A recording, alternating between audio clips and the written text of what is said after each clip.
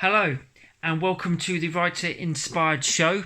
And this is a hints and tips one, a little bit different from normal when I usually talk to people, but I just wanted to talk to you, the viewer. Now, a lot of people want to write a book. There's a stat from the New York Times that says that 81% of Americans want to write a book, only 1% manage to achieve that.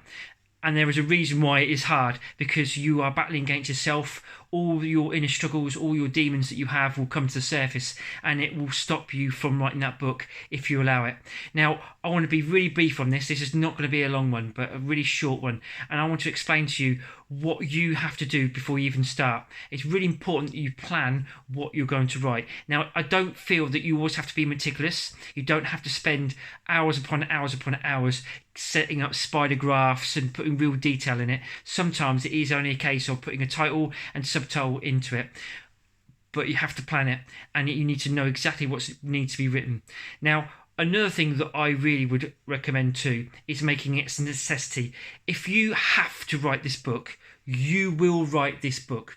So what I mean by that is that I would make sure that I have, if you can do half an hour a day, then make sure that every single day you write for half an hour. Now, it may not be 1,000 words you do, it may not be 500 words you do, but you ensure that each day that you are doing that, and you'll find that you'll build up to a really good amount of words in a very quick space of time.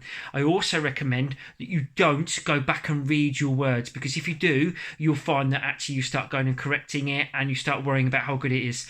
The first thing you have to do, and the hardest part, is getting the rough draft done. And it's called a rough draft for that exact reason. It is a rough draft. It is not easy whatsoever, and you need to spend time once you've done the rough draft, once it's completed, and then going through and doing self-edits and then polishing up. If there's anything that's not quite right, you can correct, but I do recommend you do not spend the time going back over it before you've actually finished the rough draft. Now, one of the things that I really do feel that you have to focus on too is getting focused.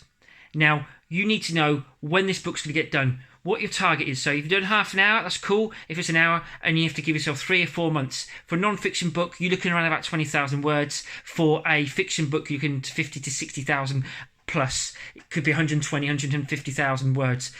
It is down to what you feel you need to do, and be fair and understanding to yourself as well, because there are days, although I have said that it needs to be a must, there are days where you're going to feel physically and mentally exhausted, because you're going to be going deep into yourself and creating things in your darkest, worst parts of yourself to create these characters or write a book that you have gone through, or other people that are close to you have gone through. So understand that there's times where you're going to feel absolutely exhausted. So take time out.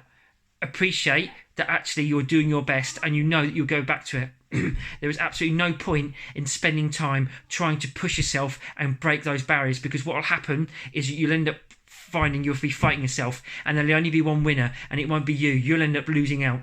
If there's anything here that you feel is any benefit to you, please ask, and I appreciate the feedback. And if there's any questions you've got from this, again, please say. I'm here to help you guys. I'm a best-selling author. 6 of my 8 books have done phenomenally well. I'm a non-fiction author, and I'm aiming to really impact other people. My aim is to help 500,000 people.